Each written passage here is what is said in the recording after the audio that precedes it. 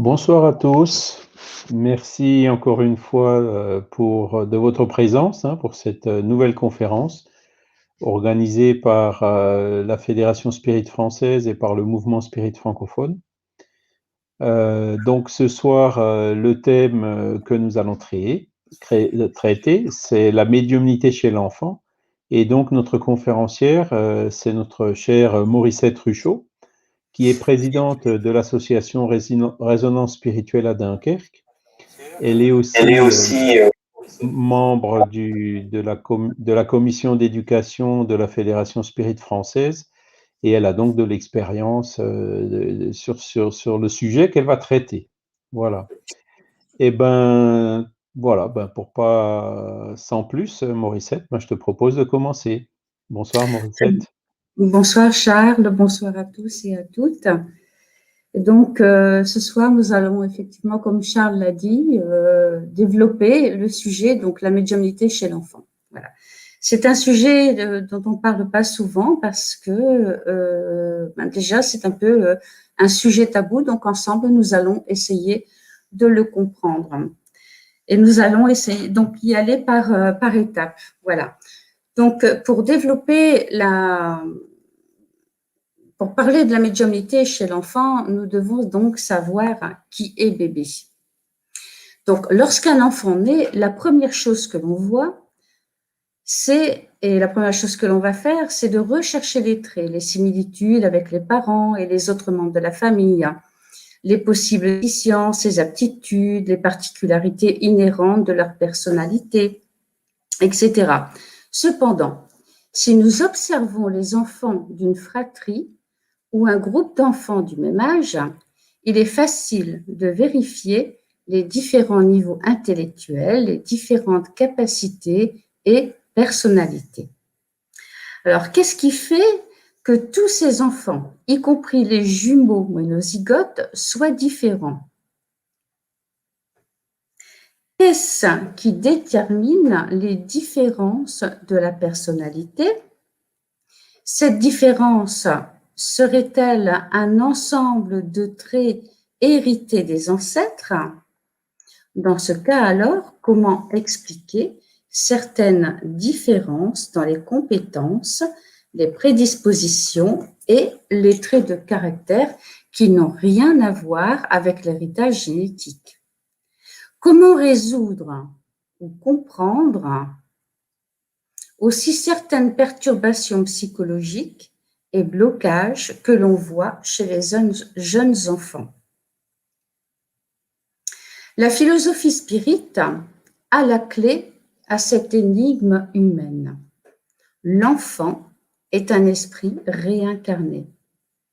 Il n'est pas un adulte en miniature, mais un esprit immortel, propriétaire d'une incroyable collection d'expériences résultante de ses incarnations antérieures.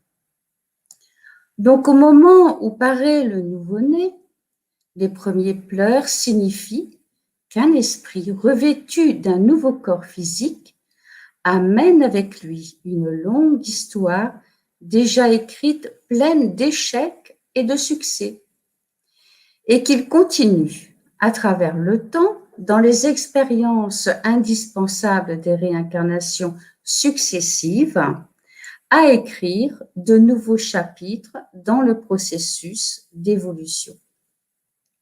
Ainsi, l'être humain apporte dans sa partie la plus intime d'infinies possibilités de croissance et de maturation spirituelle qui, avec les efforts et le travail sur soi, viendront se concrétiser. Enfant de Dieu, il apporte en lui-même le germe de la perfection. À la question 776 du livre des esprits, nous pouvons lire « L'homme étant perfectible et portant en soi le germe de son amélioration, il n'est point destiné à vivre perpétuellement dans l'état de nature, c'est-à-dire état primitif, état de l'enfance de l'humanité, pas plus qu'il n'est destiné à vivre perpétuellement dans l'enfance. Donc, lors de sa réincarnation, l'esprit de l'enfant amène avec lui son savoir, ses qualités, ses défauts, ses compétences, ses préférences, son caractère, ses traumatismes passés et bien sûr ses tendances. Donc, à chacune de ces réincarnations, il fait de nouveaux apprentissages. Il va expérimenter de nouvelles expériences, développe et perfectionne des potentiels et des capacités passées. À chaque incarnation, il prend une nouvelle personnalité, mais il ne perd pas son individualité. Ce qui veut dire que bébé, il n'est pas juste le résultat de la rencontre du spermatozoïde et de l'ovule. Il n'est pas uniquement ce petit corps organique que nous admirons avec amour et aussi avec beaucoup de tendresse. Bébé est un esprit plus ou moins évolué avec un programme spirituel de réincarnation. Ce bébé a un projet de vie ou un projet d'existence dans lequel il est impliqué. Maintenant que nous savons qui est l'enfant, voyons qui est l'être humain. L'être humain est doté d'innombrables facultés qui sont les attributs de l'esprit, comme l'intelligence, la capacité de penser, la conscience, la force, la volonté, la mémoire. Il a aussi la capacité de s'expérimenter, de voir et d'entendre. Parmi toutes ces aptitudes, nous pouvons inclure la médiumnité qui s'exprime à travers les organes physiques et les sens. Donc, voyons maintenant la médiumnité. Donc, il me semble que nous avons tous une sensibilité médiumnique. Mais voyons ce que dit le livre des médiums dans son introduction. Bien que chacun renferme en soi le germe des qualités nécessaires pour devenir médium, ces qualités n'existent qu'à des degrés très différents. Et leur développement tient à des causes qu'il ne dépend de personne de faire naître à volonté. Donc voilà pour la médiumnité, mais maintenant, nous continuons. La médiumnité est une aptitude naturelle qui permet la communication entre les esprits incarnés et les désincarnés. Elle est inhérente à l'être humain et a toujours fait partie de l'histoire de l'humanité. Et nous en avons de nombreux exemples dans la Bible. À toutes les époques de l'Antiquité jusqu'à aujourd'hui, les hommes ont parlé avec les défunts. La médiumnité n'est donc pas une invention ni un privilège spirit. Avec l'arrivée du spiritisme, la médiumnité a retenu l'intérêt des chercheurs et son exercice a reçu ses titres de noblesse. Si elle est innée, elle n'est pas non plus un signe de perfection, de sagesse et d'évolution. On la retrouve dans toutes les religions, dans toutes les cultures et chez tous les individus que l'on appelle médium. Donc ce mot médium a été adopté par Allan Kardec pour désigner celui qui sert d'intermédiaire entre le plan physique et le plan spirituel. C'est le clairvoyant, le clairaudient, le psychophone, et il y en a bien d'autres. Oui, donc en fait, nous sommes tous médiums, simplement parce que toutes les créatures ont la capacité de capter les pensées, les influences et suggestions mentales positives ou négatives que les désincarnés ou incarnés émettent. Et cela est très naturel puisque nous sommes tous des esprits dans un corps physique. Ce qui veut dire que nous nous influençons mutuellement.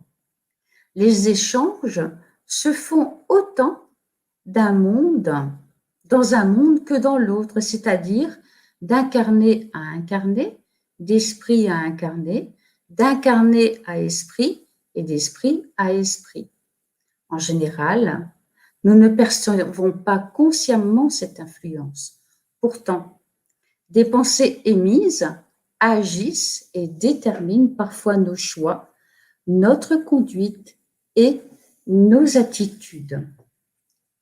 Il est évident que l'influence des bons esprits nous oriente vers le bien, apporte la paix et l'équilibre, et celle des esprits inférieurs transmettent de mauvaises suggestions, par exemple la colère, la dépression, la division.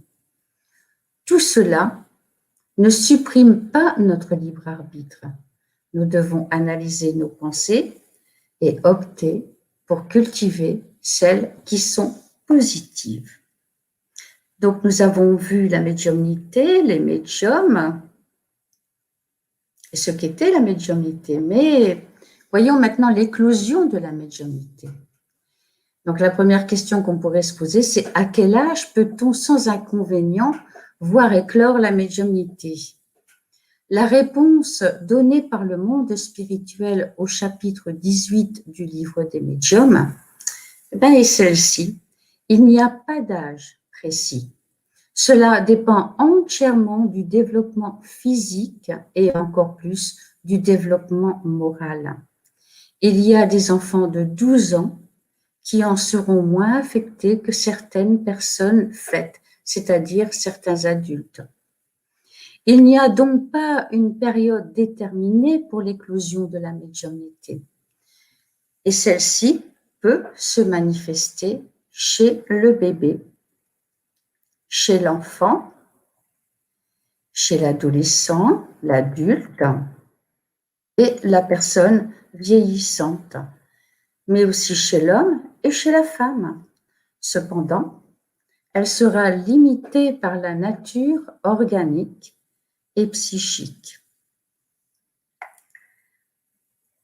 Donc, dans la période infantile, l'épanouissement de la médiumnité est aussi naturel que les autres types d'apprentissage, se produisant aux différentes étapes de développement de l'enfant. Les enfants qui ont une facilité naturelle pour percevoir la présence d'esprit, et c'est aussi d'une façon très naturelle qu'ils maintiennent avec eux des conversations, des interrelations avec le monde spirituel, n'ont pour eux absolument rien d'extraordinaire. Mais pourquoi en fait cette facilité? Parce que le processus de réincarnation se prolonge jusqu'à l'âge de 7 ans. Et dans les premières années de la vie physique, au stade de nourrisson, l'esprit incarné entretient des liens plus ou moins étroits avec le monde spirituel, sa patrie d'origine. La présence d'esprits amis et d'esprits protecteurs qui se trouvent à sa proximité pour le soutenir dans son nouveau départ ne l'étonne absolument pas. Et durant son sommeil, l'esprit qui vient de revêtir une nouvelle forme physique est en contact permanent avec le plan spirituel d'où il vient. Dans un message reçu à la Société de Paris par le médium de Lannes, le 6 janvier 1865, le guide explique « Étudier », ce message est magnifique, « étudier la figure du petit enfant qui dort. Vous le voyez souvent sourire aux anges, comme on dit vulgairement, expression plus juste qu'on ne pense. Il sourit, en effet, aux esprits qui l'entourent et doivent le guider Il regarde fixement, il semble reconnaître des êtres amis. Tantôt, il bégaye des mots et ses gestes joyeux semblent s'adresser à des figures aimées. L'enfance, proprement dite, est une longue suite d'effets médianimiques. Par conséquent, on comprend que la compagnie spirituelle de l'esprit récemment réincarné, c'est-à-dire l'enfant, dépend du plan vibratoire plus ou moins élevé qu'il vient de quitter et des liens plus ou moins denses qu'il a avec les esprits des différents niveaux d'évolution.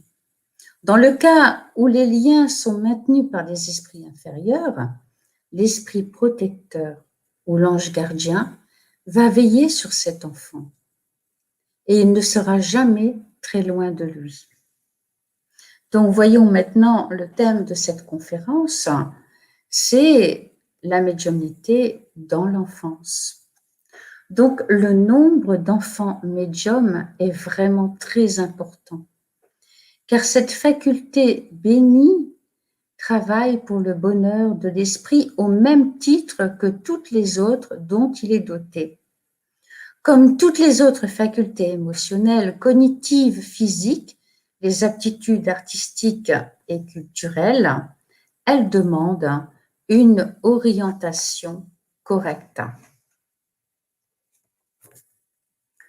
Donc, quand pouvons-nous dire, donc on voit ici que en fait un enfant est vraiment à cette possibilité donc de voir les esprits.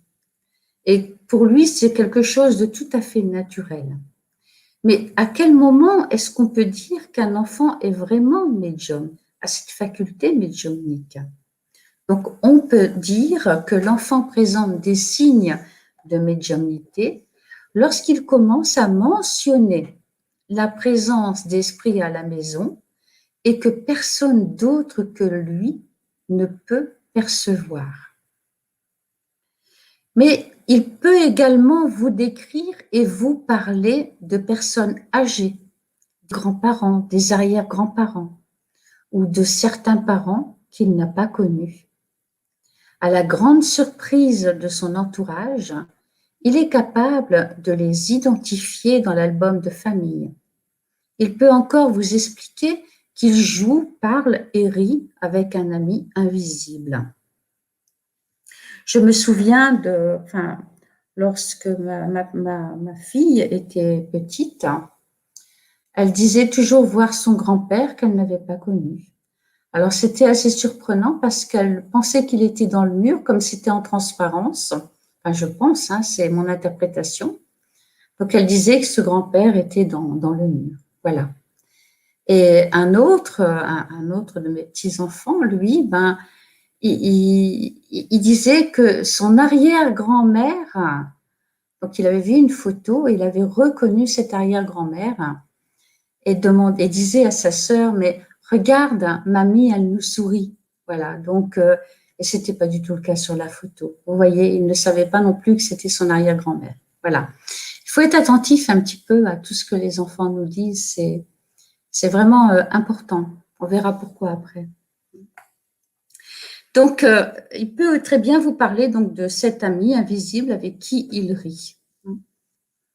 Donc, Gian Papalia, auteur du livre Le monde de l'enfance, aborde la question de l'ami invisible et mentionne que 15 à 30% des enfants entre 3 et 10 ans ont un compagnon imaginaire. Il arrive dans la vie de l'enfant après l'âge de 2 ans et demi et disparaît quand l'enfant est scolarisé. Elle ajoute que l'être imaginaire est tout à fait réel pour cet enfant.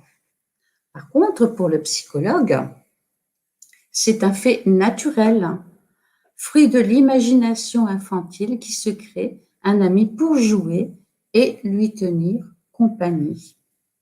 En général, ce sont des enfants qui se sentent seuls parce que les parents travaillent beaucoup trop et sont très occupés.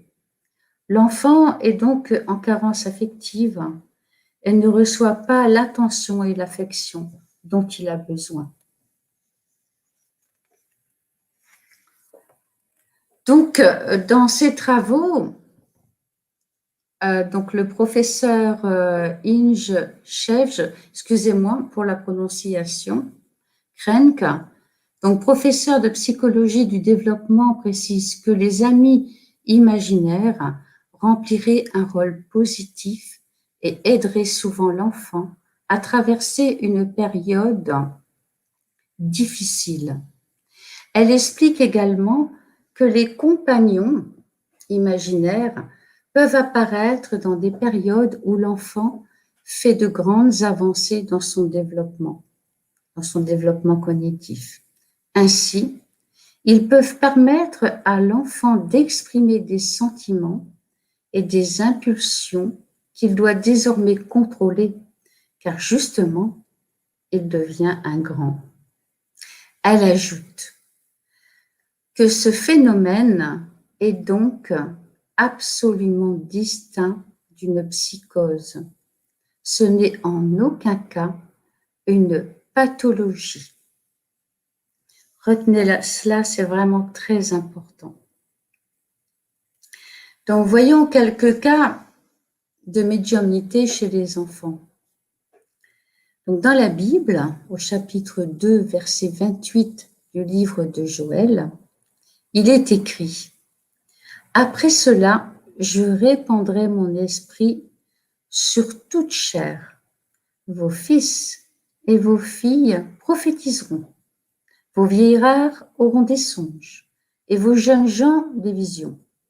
Il me semble que les prophéties, les songes et les visions font bien partie des phénomènes médiumniques. » Ensuite, nous avons la jeune Bernadette Soubirous en 1858, clairvoyante et clairaudiente, communiquer avec le monde spirituel. Et elle a vu l'esprit guide, un esprit guide féminin que l'on appelle aujourd'hui l'Immaculée Conception.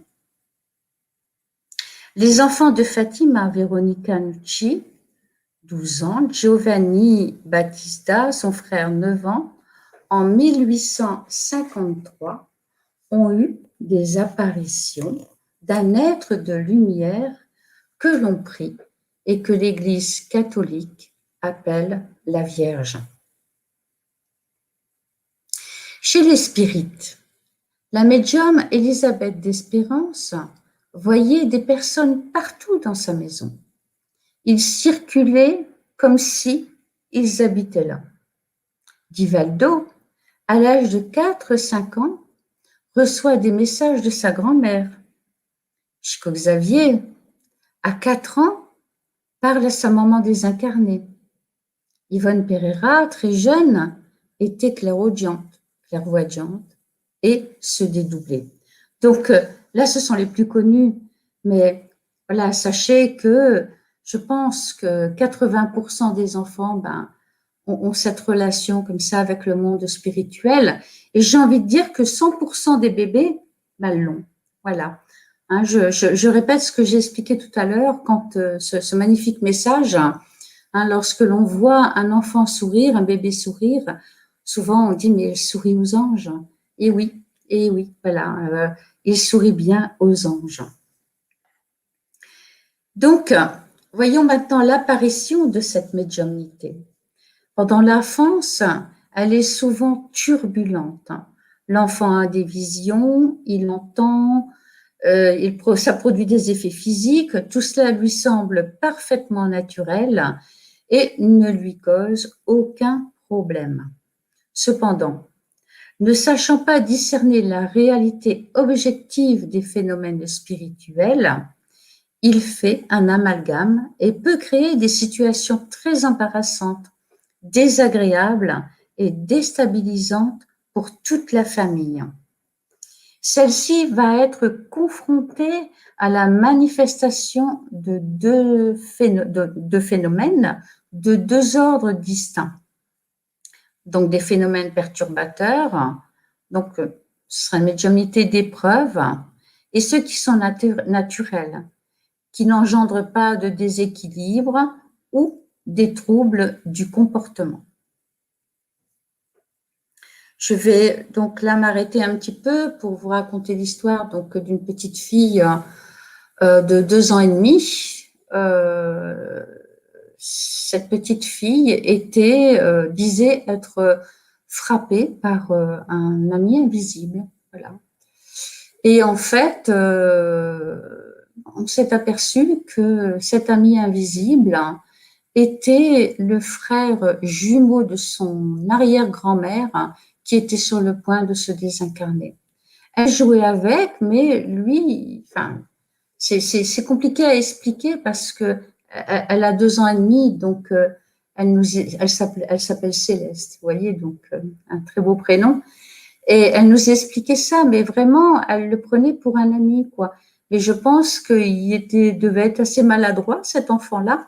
Mais ce qu'on peut constater dans cette histoire-là, c'est que, en fait, donc sa sœur jumelle était l'arrière-grand-mère de cette petite fille Céleste, et lui était toujours dans cet état d'enfance. Voilà. Donc, je ne sais pas pourquoi. Hein, on n'a pas vraiment d'explication par rapport à ça. Et les phénomènes se sont calmés. Donc, lorsque la grand-mère, l'arrière-grand-mère de Céleste s'est désincarnée. Voilà, cette petite fille a pu retrouver son équilibre. Hein. Et sachez aussi donc que ça lui provoquait quand même des crises d'épilepsie. Et tout ça s'est arrêté avec le départ de l'esprit. Je pense que cet esprit ne le voulait pas de mal, mais ne savait pas non plus qu'il lui causait du tort.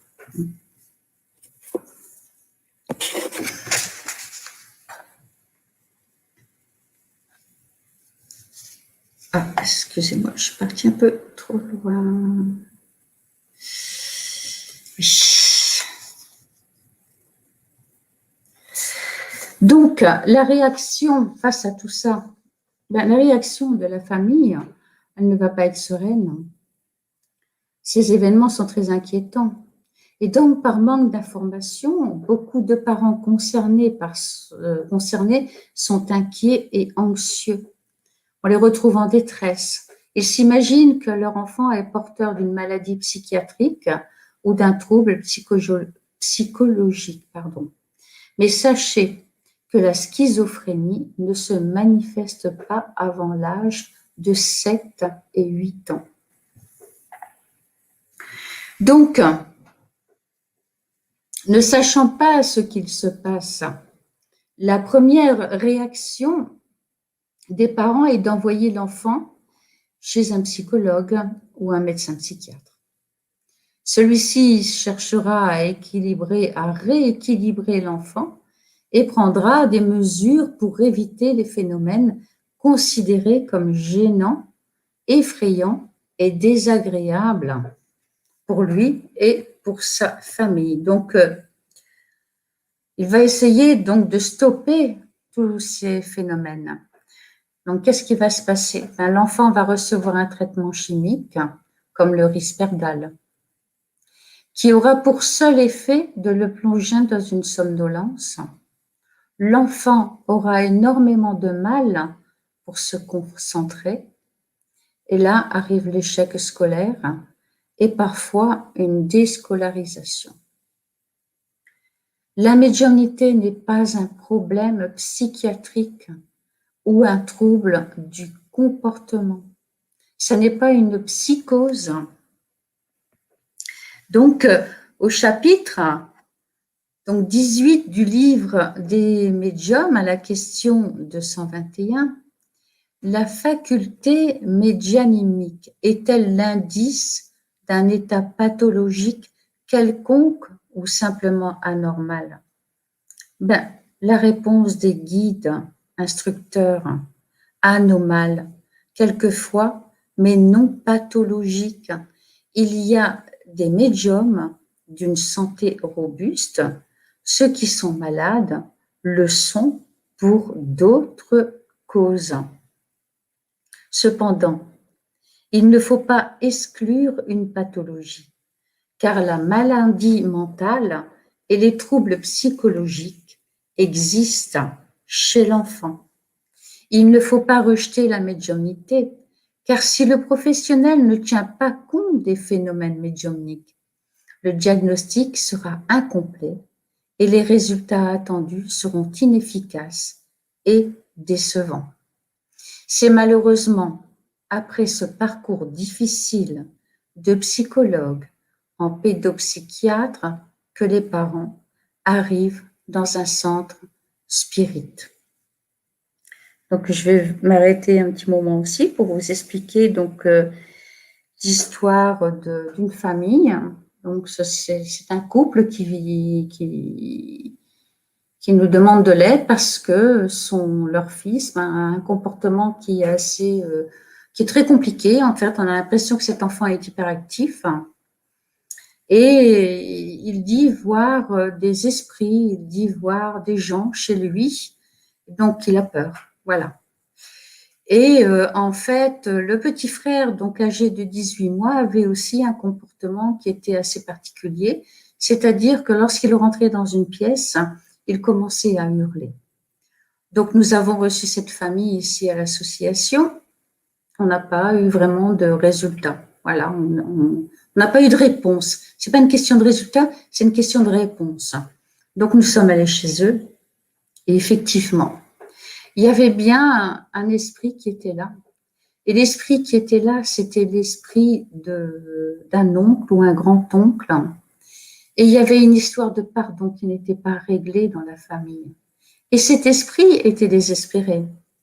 Et il n'avait pas d'autre moyen, comme il ne trouvait pas d'écoute, il ne savait pas à qui s'adresser, et que cet enfant l'entendait et le voyait, il s'adressait à lui. Il s'adressait à lui, à cet enfant, il devait être âgé de 7 ans, 6-7 ans, et il demandait qu'on lui pardonne. Voyez-vous, et c'était vraiment pour lui important. Il n'arrivait pas à rejoindre les régions spirituelles parce qu'il n'avait pas ce pardon. Voilà, il y avait des conflits dans les familles et donc ça le bloquait, ça le laissait donc dans ses vibrations terrestres et il était en souffrance. Voyez. Et donc, une fois qu'il a pu communiquer, qu'il a pu être aidé et qu'on a pu lui expliquer, il a fallu aussi expliquer tout ça à la famille. Et donc, il y a vraiment, mais si cette famille n'avait pas eu, comment dire, elle n'avait pas été orientée vers un centre spirit, mais cet enfant aurait reçu ce fameux traitement. Et donc, cet enfant aurait peut-être été même dans un IME ou autre, voilà, pour trouble du comportement, pour hyperactivité, ou je ne sais quoi, peut-être même pour autisme. Voilà. Et en fait, non. Il voyait simplement les esprits, mais ne savait pas quoi faire avec ça. Il ne savait pas comment expliquer ça. Pour lui, c'était extrêmement compliqué. Voilà. Et donc, une fois que cet esprit est parti, tout est redevenu au calme et le bébé a cessé d'hurler aussi lorsqu'il rentrait dans la pièce. Voilà. Donc, vous voyez quand même que je vous parle d'un enfant de 18 mois. Un enfant de 18 mois qui commence son développement. Il ne sait même pas, il ressent les choses, il ne sait pas mettre, il n'a pas l'intelligence qui est suffisamment développée pour pouvoir comprendre ce qui se passe autour de lui. Vous voyez, donc son seul moyen de communication, c'est d'hurler, c'est de crier. Voilà. Et pour cet enfant de 6 ans, c'était un peu la même chose. Donc les parents, eux, n'avaient jamais entendu parler d'esprit, ne savaient pas ce que c'était que le spiritisme, rien du tout. Vous voyez, ils étaient tout à fait dans l'ignorance par rapport à tout ça. Donc, il a fallu expliquer tout ça. Donc, ça a été vraiment une expérience très enrichissante, parce que on voit donc que malheureusement, les esprits, ils vont essayer donc de trouver de l'aide auprès de ces enfants, de ces petits médiums. Mais ne leur parlez pas de médiumnité parce que eux ne savent pas ce que c'est que la médiumnité. Donc, je reviens donc à la conférence. Comment aider et réagir avec cet enfant? Ignorer les problèmes ou les rejeter ne va pas les supprimer et ça ne va absolument pas aider l'enfant. Ce comportement ne fera qu'enfermer l'enfant dans une profonde solitude. Et si vous lui dites qu'il vous dit des bêtises, mais cet enfant va se taire et il va tout garder en lui. Voilà. Donc, il faut l'écouter. Il ne faut pas alimenter, mais il faut l'écouter. Donc, c'est aux adultes qu'il revient de comprendre le phénomène et de l'orienter en conséquence.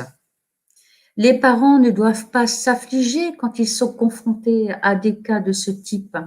Ils doivent chercher des solutions adaptées pour aider l'enfant en lui apportant une sécurité affective, je le répète, l'écoute, en dialoguant de manière naturelle. Cet enfant ne ment pas puisqu'il ne sait même pas de quoi il parle. Et cet enfant n'a pas non plus d'hallucination. Donc, parler et répondre à l'enfant avec simplicité, sans contribution fantaisiste de surnaturel, en évitant les paysages sombres créés par leur propre peur, pas de menaces non plus, pas de menaces inquiétantes, mais donner une apparence naturelle au phénomène, afin qu'il soit bien accepté et compris par le premier devoir des parents.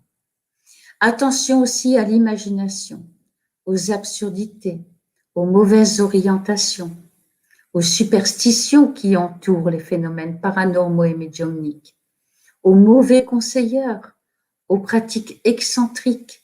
Attention aussi à ceux qui, soi-disant, sont capables de développer la médiumnité de l'enfant, et également à ceux effrayés qui diront qu'il faut bloquer cette médiumnité, l'annuler ou faire exorciser l'enfant.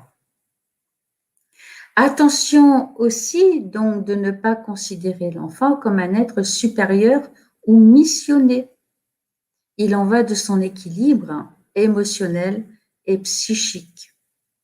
La manière la plus sûre de l'aider correctement est de prendre contact avec un centre spirit sérieux où il pourra être orienté et participer aux activités destinées aux enfants et aux adolescents.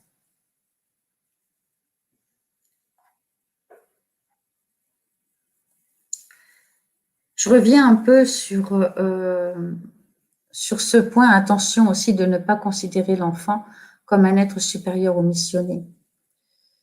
Ben, l'enfant est juste, a le droit de vivre son enfance. C'est un droit, voilà, c'est quelque chose qu'il a. Et c'est quelque chose qui est nécessaire à son équilibre et l'équilibre du futur adulte qu'il doit devenir. Donc, il faut être très vigilant par rapport à toutes ces personnes qui pourraient être intéressées, tout simplement de l'exploiter. Voilà, parce que, comme je le dis, il y a certains enfants qui ont une très bonne médiumnité. Hein. Si on reprend Divaldo, Chico Xavier, voilà, ils ont cette médiumnité qui est là. Et il y a toujours des gens qui sont très mal intentionnés. Donc, il faut vraiment faire attention. Hein. Et surtout pas, cet enfant n'est pas possédé non plus. Le démon ne l'habite pas, non. Voilà, il est cette faculté, voilà, qui est tout à fait naturelle chez lui et qui se manifeste. Donc, pour l'enfant, avant 7 ans, l'équilibre mental de l'enfant est en pleine construction. Il n'a pas encore conceptualisé les principes de logique pour s'approprier son environnement et le monde. Il découvre, il est en train de tout découvrir, cet enfant. Il ne fait pas la relation, comme je l'ai dit tout à l'heure, entre la réalité et ce qui est possible. Il ne fait pas de distinction entre la vie et la mort. Cela n'a pas de sens pour lui. Dans les jeux, on le voit très bien, regardez les enfants jouer. Dans les jeux, ils meurent et ils se relèvent. Pour lui, la mort, c'est ça. La mort n'existe pas. Hein. Donc, les esprits, pour lui, vont être des êtres comme les autres. Donc, des hommes, des femmes et des enfants ordinaires avec qui il joue. Cela ne veut pas dire non plus qu'il sera, c'est pas parce qu'un enfant a cette faculté médiumnique jusqu'à l'âge de 7 ans, cela ne veut pas dire que cet enfant va garder cette faculté médiumnique. Elle peut s'éteindre tout doucement, voilà. Hein, et qu'il sera médium ou un très bon médium à l'âge adulte. Non, la médiumnité ne se développera que chez une toute petite partie de ces enfants. Et bien souvent, elle s'arrête naturellement vers l'âge de 10 ans. Alors, comment procéder lorsque l'enfant est médium? Donc, toujours dans le livre des médiums au chapitre 18, question 221, et y a-t-il de l'inconvénient à développer la médiumnité chez les enfants? Mais oui, certainement. Et je soutiens que c'est très dangereux, car ces organisations frêles et délicates en seraient trop ébranlées. Et leur jeune imagination trop surexcitée, aussi les parents sages les éloigneront de ces idées, ou du moins ne leur en parleront qu'au point de vue des conséquences morales. Donc, est-ce qu'on va faire des activités médiumniques avec les enfants? Mais c'est non. C'est non aussi, mais justement par rapport à son intelligence, par rapport à son discernement, à sa construction mentale. Cet enfant, faire de la médiumnité avec cet enfant, ce serait le mettre en danger. Donc l'enfant, peut-il pratiquer de la médiumnité dans un centre spirit s'il ne peut pas le faire chez lui? Mais c'est non aussi. Un bon centre spirit ne va absolument pas faire travailler un enfant en médiumnité. Parce que la pratique spirit demande beaucoup de tact pour déjouer les ruses des esprits trompeurs. Si des hommes faits sont leurs dupes, donc si des adultes, l'enfance et la jeunesse y seront encore plus exposés par leur inexpérience. Donc, il ne faut jamais permettre qu'un enfant médium participe à des activités médiumniques, même si cela semble justifié, car il lui est impossible d'assimiler les enseignements spirites spécifiques sur le sujet. Et il lui est difficile d'examiner les conflits qui ont lieu pendant l'éducation de la médiumnité. En règle générale, l'exercice de la médiumnité ne doit pas se travailler avec des jeunes, même avec des adolescents de 15-16 ans. C'est une question de bon sens. Observez la vie d'un adolescent. Comment vit-il? Comment se comporte-t-il? Est-il capable de prendre son engagement au sérieux? A-t-il de la volonté? Comment réagit-il? Comment gère-t-il ses émotions, ses pulsions? A-t-il les conditions morales et spirituelles pour développer sa médiumnité? On sait en outre que le recueillement est une condition sans laquelle on ne peut avoir affaire à des esprits sérieux.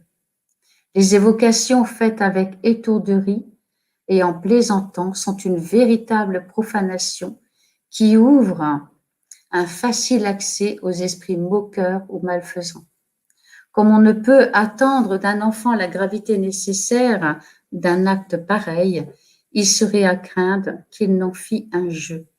S'il était livré à lui-même, dans les conditions même les plus favorables, il est à désirer qu'un enfant doué de la faculté médianimique ne l'exerce que sous l'œil de personnes expérimentées qui lui apprendront par leur exemple le respect que l'on doit aux âmes de ceux qui ont vécu.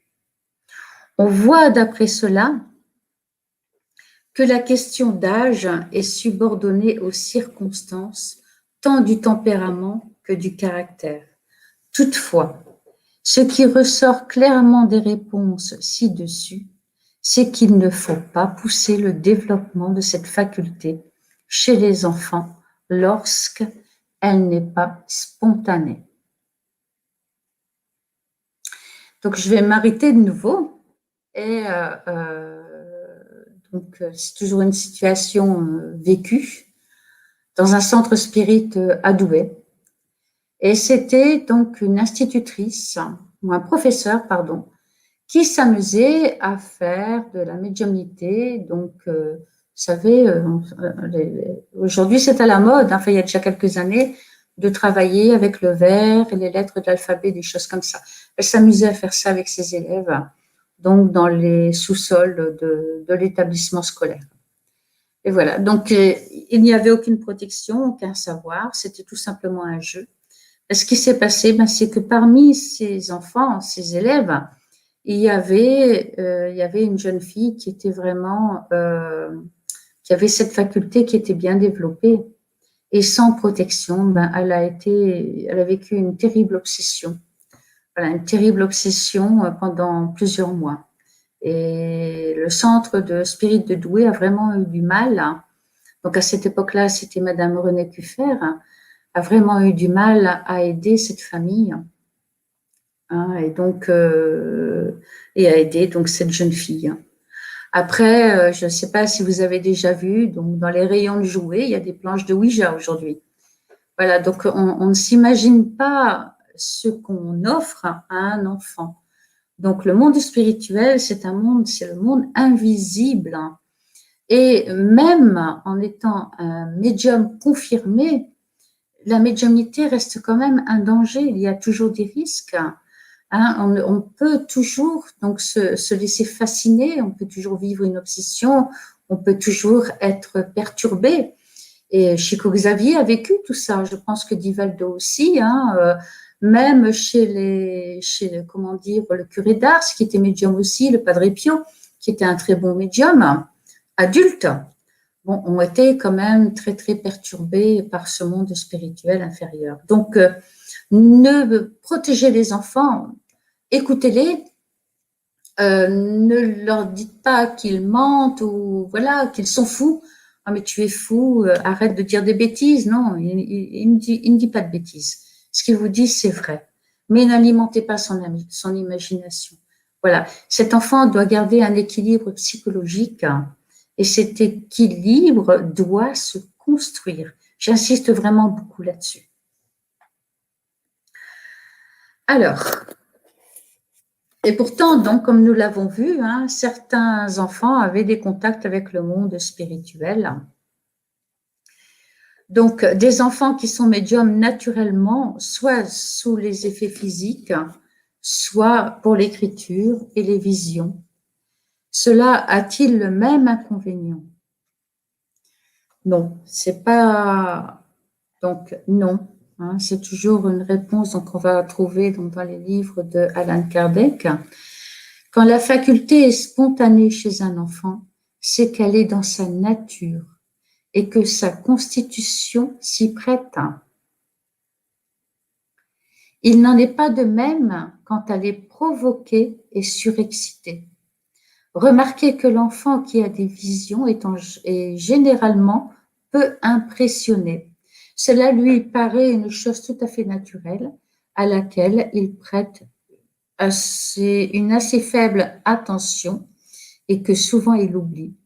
Plus tard, le fait lui revient en mémoire et il se l'explique aisément s'il connaît le spiritisme.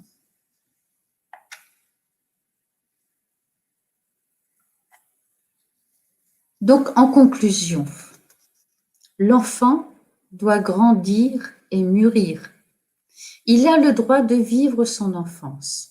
La pratique de la médiumnité demande de la prudence, de l'étude et aussi, je parle aux adultes aussi là, un travail sur soi. Le spiritisme élève la médiumnité à la catégorie de mission démontrant l'importance dans la vie de l'individu, puisque cette faculté ne surgit pas par hasard, mais oui, elle exprime plutôt un engagement, un compromis antérieur, assumé. Il est évident que sa pratique doit être de manière altruiste et présenter un travail de base proposant une méthodologie et une pédagogie. Il y a un temps pour tout, un temps pour toute chose sous les cieux. Voilà. Donc, je voulais aussi donc vous annoncer qu'il y avait une formation des éducateurs spirites, hein, si vous voulez, qui s'adresse tant aux familles qu'aux centres, qu'aux grands-parents. Voilà. Donc, n'hésitez pas à vous inscrire, hein. Je vous ai mis à l'écran donc l'adresse email, c'est educationspirit@gmail.com.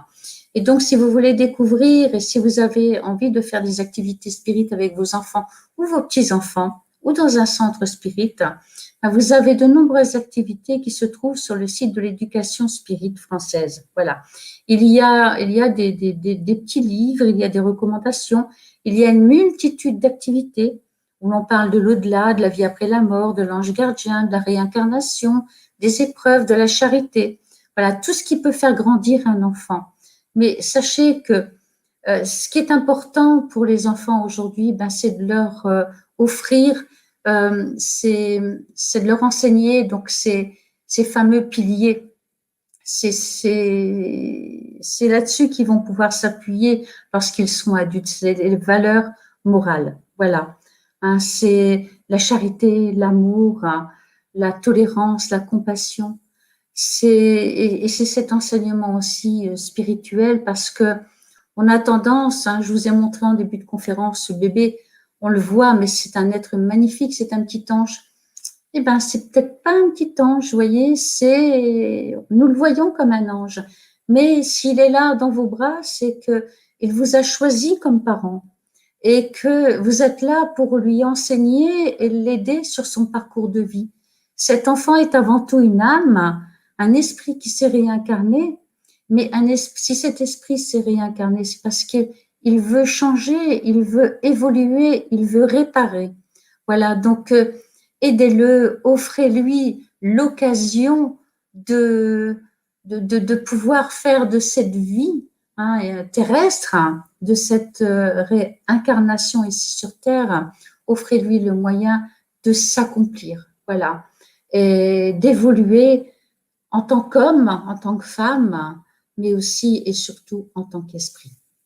Voilà, je vous remercie beaucoup de votre attention.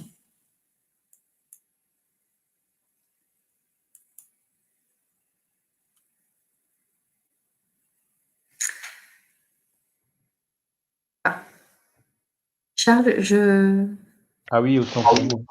Voilà, je Merci Morissette pour cette très belle conférence. Alors, il y a pas mal de questions, donc on va commencer, enfin des remarques et des questions. Donc, on va commencer donc à y répondre. Donc, je montre la première là qui vient de Marie Martins Guerrero. Donc, elle a d'abord fait une remarque qu'on voit ici, hein, que nous soyons tous médiums ou voyants, je ne suis pas d'accord. Nous avons tous des capacités pour quelque chose. Oui, musique, dessin, les capacités que nous développons ou pas pour en faire des facultés. Alors, je pense que bon, si tu veux répondre, je peux peut-être répondre. La médiumnité, effectivement, c'est un mot qui a un sens assez large et on l'utilise en général pour, comme le disait Kardec, quand la médiumnité, elle a une certaine amplitude, quoi, quand les phénomènes sont, je dirais, d'un ordre assez patent, quoi. Mais quand on dit que tout le monde est médium, quand on parle de l'intuition, quand on parle de l'inspiration, comme c'est bien le cas de la musique, du dessin, etc., c'est déjà des formes de médiumnité. Voilà. Il y a beaucoup de gens qui sont matérialistes, qui croient même pas à l'existence des esprits, donc encore moins à la médiumnité. Mais ils croient quand même à l'intuition, à l'inspiration. Donc bon, alors ils pensent honnêtement que ça vient de leur propre cerveau. Et en fait, quand on y regarde de plus près, non, on y reconnaît souvent des idées qui sont parfois tout à fait contraires à ce qu'on pense habituellement, voilà, et donc qui viendraient plutôt d'un esprit tiers. Voilà. Tu veux peut-être compléter, Morissette? Non, c'est ce que j'allais c'est ce que j'allais dire. Hein, c'est voilà, il faut que pour être médium, j'ai envie de dire, il faut pouvoir le démontrer. C'est quelque chose qu'on n'a pas, qui est naturel. Et donc, la première forme de médiumnité, ben, c'est tout simplement l'intuition. Hein, mais on n'a pas tous cette faculté. Par exemple, je vous ai parlé tout à l'heure de Chico Xavier. Voilà, Chico Xavier, c'était vraiment un travail, c'était sa vie, son existence. Vous voyez. Et mais non, c'est genre, la personne parle de musique, de dessin. Bon, on sait tous taper sur un piano, mais on va pas devenir. On sait tous tenir un crayon, faire du coloriage ou des choses comme ça, mais on ne deviendra pas Picasso ou alors un autre grand peintre, vous voyez. Donc, il y a différents niveaux dans cette faculté-là. Mais c'est quelque chose quand même qui est inné, hein, qu'on oublie malheureusement, qui est un peu effacé. Mais chez les enfants, donc comme ils reviennent, il y a encore cette... ils ne sont pas totalement incarnés, donc ils sont un petit peu... ils sont encore en relation avec le monde spirituel. Pour eux, les choses, elles sont tout à fait normales. Oui, et puis pour reprendre les termes qu'utilise le docteur Jean-Jacques Charbonnier, hein, il dit que la conscience intuitive extraneuronale, donc intuitive, hein, c'est justement cette intuition, elle est souvent bloquée par la conscience analytique cognitive. Hein, et ça, évidemment, l'enfant, il l'a pas encore. Hein, elle n'est pas encore Non. développée chez lui. Hein, mais c'est sûr que dans l'adulte, celui qui y croit pas, bon, ben voilà, il s'apercevra pas, il aura des difficultés à l'observer. Alors, je vais continuer donc par la question qu'elle a posée. Donc voilà, j'ai lu quelque part que c'est le baptême qui nous ferme le troisième œil. Pourriez-vous nous dire si c'est vrai, mais s'il vous plaît? Alors, ben là, je n'ai pas de réponse. Je ne sais pas. Je ne sais pas. Je pense que non, je ne sais pas. Peut-être Ouais, que toi, moi, je Charles. dirais, pour moi, oui, la réponse, elle est claire. Pour moi, c'est non, puisque Ben oui. vous avez des gens baptisés qui sont médiums, et puis vous avez des gens qui sont pas baptisés et qui sont pas médiums. Donc, je pense pas qu'il y ait un lien direct de cause à effet là-dessus. Voilà. Il y a surtout le geste symbolique de bénédiction parce que le prêtre, à ce moment-là, fait le signe de croix au niveau du troisième œil. Vous voyez. Mais après, fermer et ouvrir, Mhm. Voilà. Après, encore une remarque toujours de Marie. Tout le monde n'est pas prédestiné à être médium, comme tout le monde n'est pas destiné à la musique, au chant, etc. Donc ça, tout je à pense fait. que tu viens d'y répondre, hein, J'ai Morissette. répondu oui. Oui. Voilà. Alors après, j'en ai une autre. Alors, voilà. Donc c'est une question cette fois-ci d'Elisabeth Carpentier. Donc, comment fait-on la différence entre un enfant qui aurait des réminiscences d'une vie antérieure et un enfant qui a simplement une vision de plan différent? Alors, comment fait-on la différence entre un enfant qui a une vision de vie? Ben, l'enfant qui a, comment dire, qui a des souvenirs d'une vie antérieure va peut-être donner des détails. Il va parler d'une vie, de quelque chose qui est concret, de matériel. Et un enfant qui a simplement une vision d'un plan différent, ben, il parlera beaucoup plus d'un plan spirituel. Voilà. Oui, c'est ça. En fait, moi, je confirme. Donc, c'est par l'observation qu'on fera la différence. Hein. Voilà. Et puis l'enfant, en fait, il sera clair. Quand on voit, ben, il y a des cas donc par le docteur Ian Stevenson et Jim Tucker maintenant hein, aux États-Unis, hein, qui sont un peu des Mm. spécialistes pour l'étude justement des enfants qui se rappellent de vie antérieure. Et un enfant qui se rappelle d'une vie antérieure, il va être clair, il va dire c'était moi, j'étais pilote, je me suis écrasé dans un avion pendant la guerre du Japon, etc.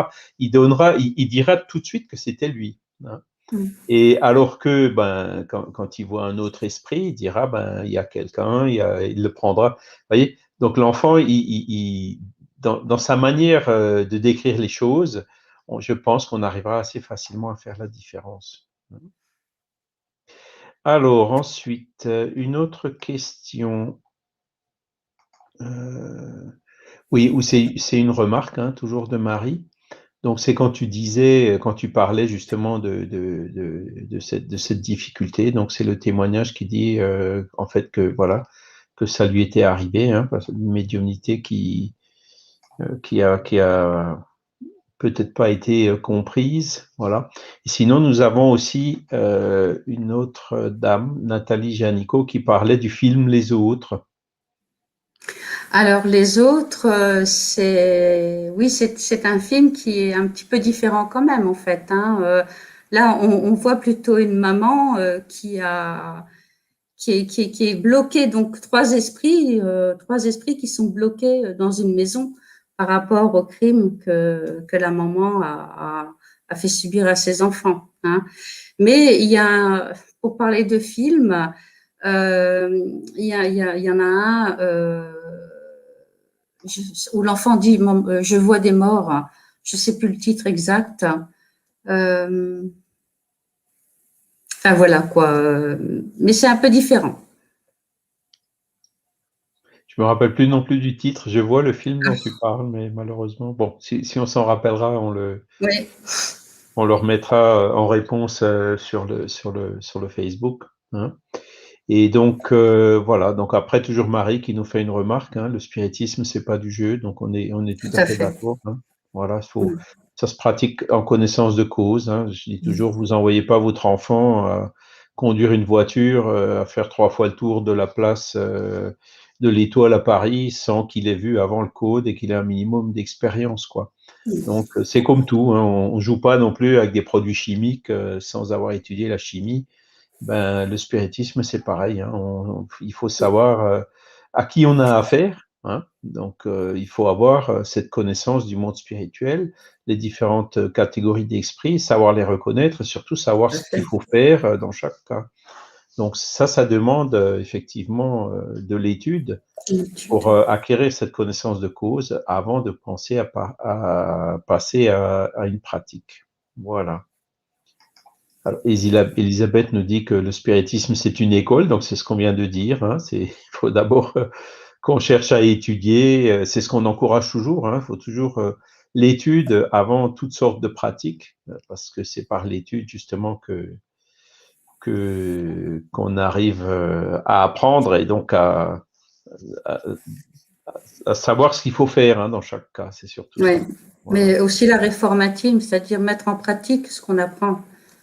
Il y a des choses qu'on va apprendre, mais ce qui est important, c'est les valeurs morales, hein, de cet enseignement. Voilà. Donc encore une remarque de Marie, hein, c'est pas un long fleuve Non. donc Marie qui apparemment est médium depuis aussi enfant, hein. Donc effectivement, l'étude, ça permet justement de comprendre mieux ce qui se passe et donc de mieux vivre avec, hein. Mm. Mais c'est vrai que souvent la médiumnité, ça nous met comment on dit, ça nous met un challenge, hein, qui nous pousse, hein, qui quelque part le médium qui est assailli par assez facilement, je dirais, par les esprits qui l'entourent, eh ben, il n'y a que son hygiène mentale, hein, comme on dit, cette fameuse réforme morale, qui lui donnera l'autorité nécessaire, donc déjà pour se protéger de certains esprits et ensuite pour savoir avoir de l'autorité sur eux, quoi. Voilà. Mm. Je vais rajouter quelque chose par rapport justement à Marie, à ce qu'elle vient d'écrire. C'est même effrayant parfois quand on est jeune et qu'on ne contrôle rien. Je travaillais donc avec des enfants atteints d'autisme, pardon. Et il y avait parfois des enfants qui étaient accompagnés, voilà, accompagnés, entre autres une petite fille qui était accompagnée donc d'une sœur jumelle, hein, ou je pense que c'était une sœur, je ne sais pas, mais en tout cas, à chaque fois que cet esprit agissait sur cet enfant, elle rentrait dans une crise démentielle. Voilà, elle ne se contrôlait plus du tout, vous voyez. Donc, en plus, elle avait cette déficience, elle était déficiente, donc elle analysait rien, elle subissait les choses et on ne pouvait pas agir, malheureusement. Donc, je Voilà. comprends que c'est effrayant. Mm. Et donc c'est pour ça, bah, c'est tout le fond de ta conférence, hein, que il faut surtout pas l'encourager, hein. Il faut pas le Mais oui, rejeter, hein, quand ça se non. produit de façon spontanée et naturelle, en attendant que l'enfant il ait justement les capacités d'apprentissage, de discernement et donc de contrôle. Voilà. Mmh, mmh. Bon, sinon, il y a beaucoup d'autres commentaires. Donc, notre sœur Fatima qui remercie, Christina Queiroz aussi qui nous remercie, Elisabeth, voilà, Hervé, notre frère Hervé de Colmar. Voilà, encore la richesse des thématiques. Donc, on en profite, hein, n'hésitez pas à nous suggérer les thèmes que vous voudriez qu'on traite dans ces conférences. Hein, on le fera vraiment avec plaisir. Donc là aussi des commentaires sur Chico Xavier, hein, c'était voilà. Chico Xavier, en fait, c'était un esprit d'une certaine évolution, parce que faire ce qu'il a fait, c'est déjà pas à la portée de n'importe qui, hein, d'écrire 400 livres Tout comme à ça. fait. Et l'évolution morale aussi, de toujours rester humble, d'éviter que ça lui monte à la tête, de se faire satelliser, comme je dis. Hein. Donc ça, c'est le plus grand danger de la médiumnité, c'est d'être comment dire, pris par son orgueil, son ego, et alors là, ça ouvre les portes. Les esprits qui viennent, qui sont attirés par ça, voilà, viennent comme des mouches. Voilà. Alors, il y a quelqu'un aussi de Lima au Pérou qui nous regarde. Hein. Donc, merci. Et puis, pour vous, Merci. c'est peut-être, non, c'est déjà l'après-midi, mais début d'après-midi, voilà. Euh, donc, voilà. Après, bon, il y a eu d'autres commentaires, mais on a un peu de mal, comment dire, à les mettre. Oui, le sixième sens. Merci. C'est ça le film, Ah, voilà. Ben, le sixième effectivement, sens. ouais. Ouais. Et donc, merci Brigitte, merci Violette, et puis merci aussi à Christina. Hein. C'est tout à fait ça, c'est le sixième sens. Voilà. Très bien, Et ben donc moi je vous Nathalie qui remercie. nous dit, les enfants voient les esprits dans le film Les Oui, Autres. Ouais, oui, aussi, oui. ouais. Ouais. Mhm. Mm. Marie qui nous dit, j'ai dû le regarder 3 fois pour le comprendre. Ouais. Voilà. Voilà. Un Et jour, on étudiera le spiritisme dans les écoles. Alors, oui. Oh, disons, nous, on n'est peut-être pas aussi. Si au moins on pouvait apprendre le spiritualisme dans les écoles, quoi. oui, Ne pas sortir de ce carcan, de ce dogme matérialiste. Hein, c'est ça notre première mission, c'est qu'on revienne. Hein, je dis revient parce que au début de la première moitié du 19e siècle, l'enseignement de la philosophie était spiritualiste. Hein, le spiritualisme rationnel ou français est enseigné dans les écoles, dans les cours de philosophie et tout. Mais malheureusement, depuis le positivisme, depuis le scientisme, jusqu'à aujourd'hui, ben, c'est encore le dogme matérialiste, alors que 2 tiers des Français, ou même des Européens, croient que la vie continue après la mort. Voilà. Donc, les matérialistes, on les trouve vraiment plutôt dans l'élite, hein, et c'est ça qui est dommage. Mais heureusement, il y a des initiatives, hein, comme le manifeste pour une science post-matérialiste, hein, que vous pouvez trouver sur Internet, où ben, des scientifiques maintenant s'élèvent et commencent à dénoncer ça. J'ai parlé de Charbonnier, on pourrait parler de Philippe Guillemont, on pourrait parler de Mario Beauregard, de plein d'autres scientifiques, de Rupert Sheldrake en Angleterre, qui se réveillent maintenant et qui disent il faut arrêter ça. Voilà, il est temps de changer de paradigme. Et donc, quand tu as parlé justement quand les personnes vont voir les psychiatres, donc ça m'a rappelé aussi ben, les congrès médecine et spiritualité, où donc il y a des psychiatres spirites, hein, brésiliens, canadiens, enfin de différents pays, françaises même, il y a une française, donc qui viennent expliquer comment, en associant la science psychiatrique, les remèdes allopathiques, qui, comme tu l'as dit, sont nécessaires, à un traitement spirituel, eh ben, ils arrivent à des résultats beaucoup plus forts que en ne faisant que de l'allopathie. Voilà. oui, oui. Ben, on l'a bien vu avec l'exemple de la petite Céleste, hein, donc qui avait des crises d'épilepsie. Et en fait, le fait d'être libéré de cet esprit et d'avoir reçu les passes magnétiques, ben, les crises d'épilepsie ont cessé. Mmh, mmh. Alors après, ben voilà, il y a toujours beaucoup de commentaires, hein, c'est très vivant. dans la Bible, il est écrit que la médiumnité est satanique, donc alors que beaucoup étaient médiums. Qu'est-ce qu'on en pense? Ben oui, Jésus, c'était un médium. Hein, Ben oui. Ben oui. des phénomènes médiumniques, il y en a plein, les évangiles. Hein. Mais il y a eu aussi, comme je l'ai dit tout à l'heure, il y a le curé d'Ars, le Padre Pio, tous ces saints aujourd'hui étaient médiums quand même. Hein, et le père François Brune, je ne sais pas si certains d'entre vous, vous avez connu ce monsieur. Moi, je l'ai connu. Écoutez, c'était un grand monsieur et il était prêtre.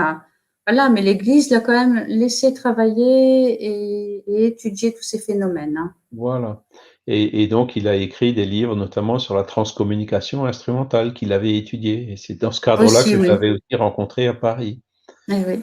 Et ensuite, quand vous lisez l'évangile de Jean, hein, il dit ne croyez pas à tous les esprits, mais vérifiez d'abord si les esprits viennent de Dieu. Donc, c'est typiquement, il nous enseigne le discernement qui est nécessaire dans la médiumnité. Voilà. Donc, après, c'est pas la Bible.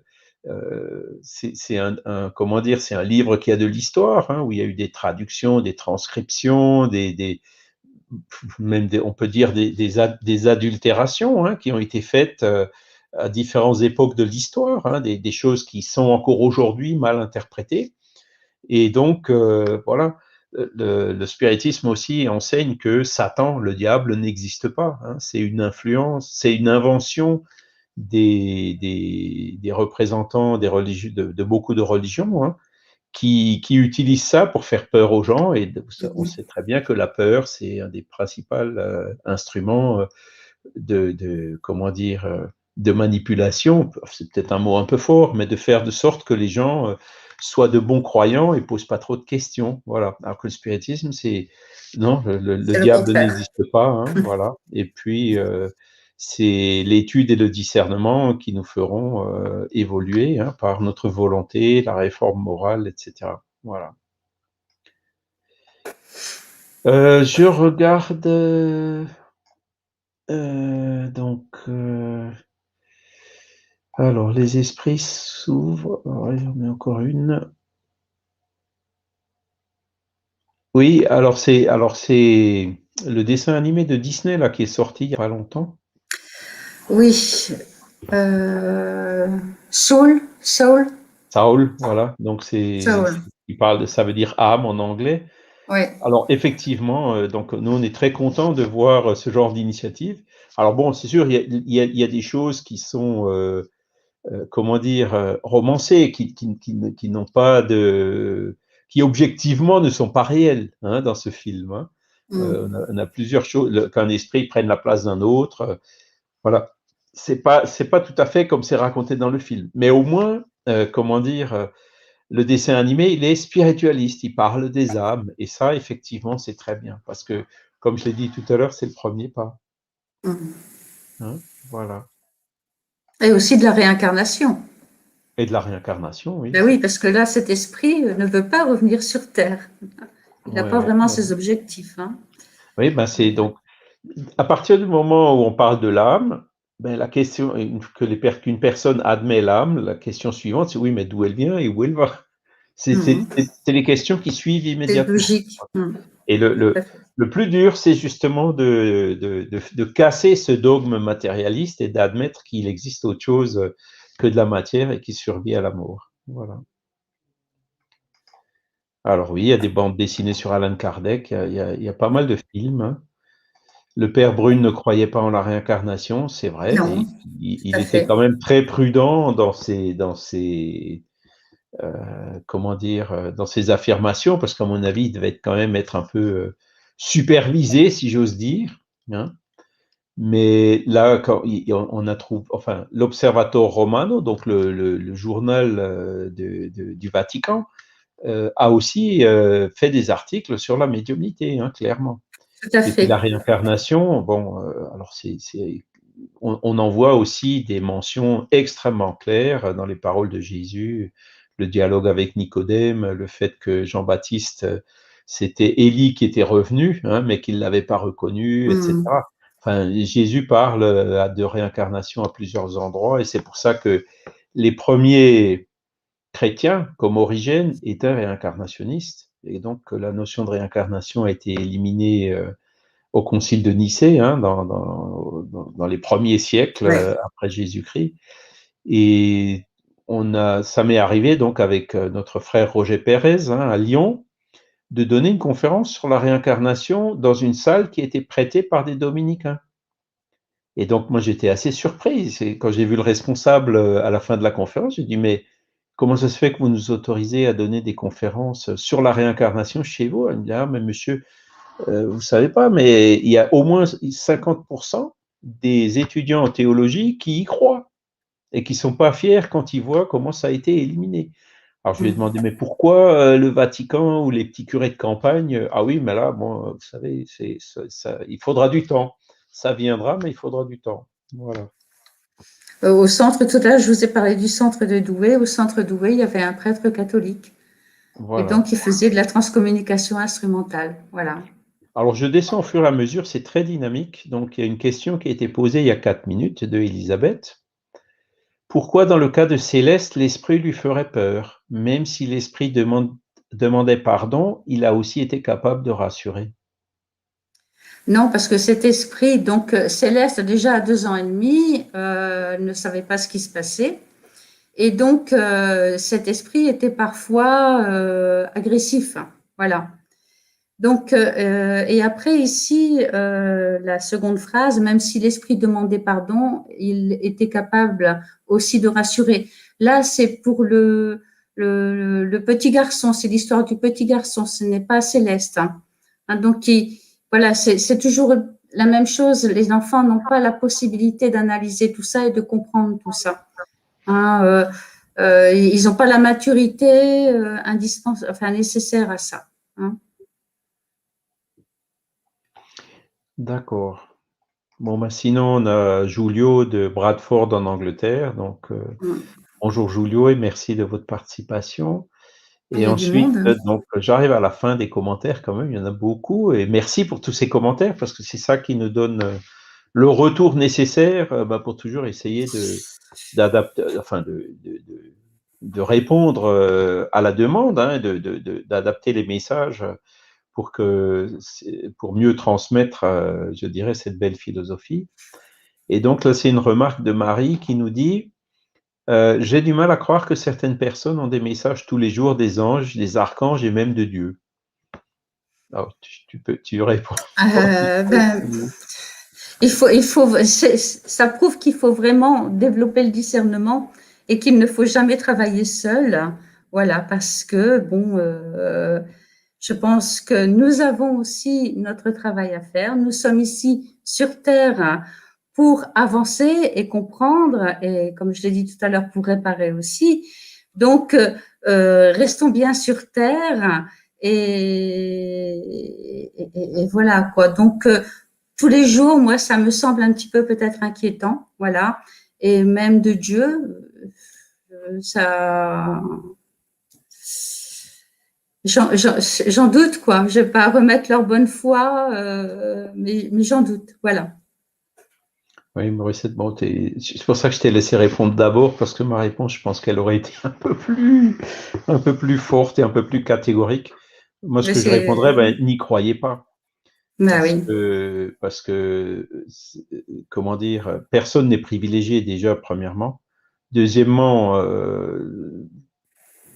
dites-vous bien que s'il y a un esprit qui cherche à vous séduire ou à vous détourner du droit chemin ou à prendre de l'emprise sur vous, parce que c'est ça le problème, hein, le danger de l'obsession, de la fascination, comment est-ce qu'il va faire? Eh ben, il va justement se faire passer pour un ange, pour un archange et même Dieu, il va venir tous les jours. Hein, c'est comme ça qu'il va faire. Mais donc, quand vous réfléchissez un petit peu, est-ce qu'un ange ou un archange ou même Dieu, est-ce qu'ils vont venir tous les jours pour donner un message via certaines personnes? Alors déjà, il faudrait qu'on voit le message, hein, le genre de message. Ouais. Il faut l'étudier, le décortiquer. Est-ce que ça vient vraiment? Est-ce que c'est digne d'un ange ou d'un archange? Ou est-ce que c'est juste quelque chose de creux ou est-ce qu'on arrive à y trouver une seconde intention cachée quelque part? Et dans ce cas-là, voilà, le meilleur conseil que j'ai à donner, c'est ce genre de message, il vaut mieux, dans le doute, les mettre à la poubelle tout de suite. Voilà. Mm.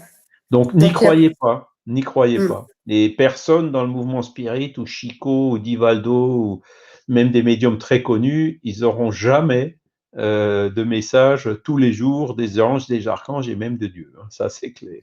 Mais si Personne on n'aura reprend, cette prétention chez les spirites, hein, clairement. Et si on reprend l'exemple donc de Fatima, de ces enfants qui ont vu un esprit illuminé en fait, hein, et ils n'ont jamais dit qu'ils ont vu la Vierge ou quoi que ce soit, vous voyez. Donc ils ont expliqué ce qui s'était passé, ce qu'ils ont vu avec leurs propres mots.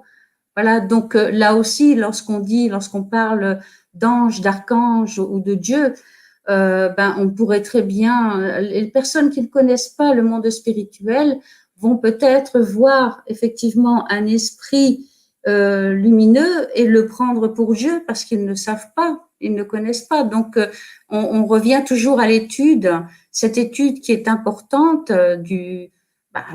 pour connaître les esprits et ce monde invisible.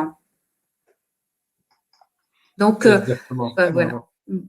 Et puis après, bon, Fatima, ça a quand même été filtré par les autorités religieuses. Hein. Donc voilà, après, tout ce qui leur plaît pas, ils l'ont enlevé. Ils ont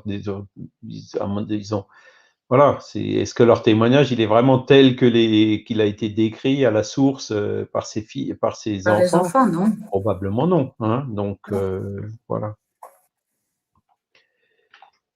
Alors, c'est dans ces cas-là que ça nous permet de réfléchir, oui, effectivement. Donc, c'est ce qu'on encourage en permanence. Hein. Voilà. Et étudions le livre des médiums pour apprendre à discerner, tout à fait. Et puis, voilà, tout est nécessaire et est une école. Voilà, c'est effectivement comme ça qu'on fera notre apprentissage. Alors, écoutez, bon, donc je vous remercie infiniment. Donc, n'hésitez pas à continuer à consulter notre site internet pour savoir quelles seront les prochaines conférences. Hein. On a fait un planning. Donc, on a déjà des dates pour le mois d'avril. Hein, où donc, on aura une conférence de notre sœur Anita Becquerel. On en aura une probablement, il y en a eu une sur le livre Après la mort de Léon Denis, hein, enfin le livre de Léon Denis après la mort, parce que quand on le met dans l'autre sens, ça peut être compris différemment. Et donc il y aura une conférence bientôt sur le deuxième livre qu'il a écrit et qui est vraiment remarquable, un livre magnifique qui s'appelle Le problème de l'être et de la destinée. Hein, donc c'est dans le cadre de la commémoration des 175 ans de sa naissance. Voilà. Sinon, donc il y a aussi une conférence déjà prévue le 2 avril qui sera sur le sens de l'existence et des épreuves. Voilà, il y en a une qui sera prévue le 28 mai sur la pluralité des mondes habités. Donc voilà ce que je peux vous citer là, mais suivez sur notre site internet et vous trouverez donc le programme complet. Et surtout, n'hésitez pas à nous écrire, à nous répondre pour suggérer des thèmes. Hein. Il y en a un qui a été suggéré, il est un peu compliqué. Donc c'est sur les violences qui sont faites aux enfants, hein, Enfants. les questions d'inceste et tout ça. Donc c'est un thème qui est très difficile à préparer. On a fait appel vraiment aux meilleurs spécialistes mondiaux sur ce sujet. Donc, ils sont en train de le préparer et donc on la donnera dès qu'elle sera disponible. Voilà. Donc, merci à tous hein, pour votre présence. Et donc, nous nous vous souhaitons une excellente soirée, une excellente après-midi pour ceux du Chili. Et donc, à bientôt. Voilà, je vous remercie aussi et à très bientôt. Bonne soirée. Bonsoir à tous. Merci Charles. Merci Morissette.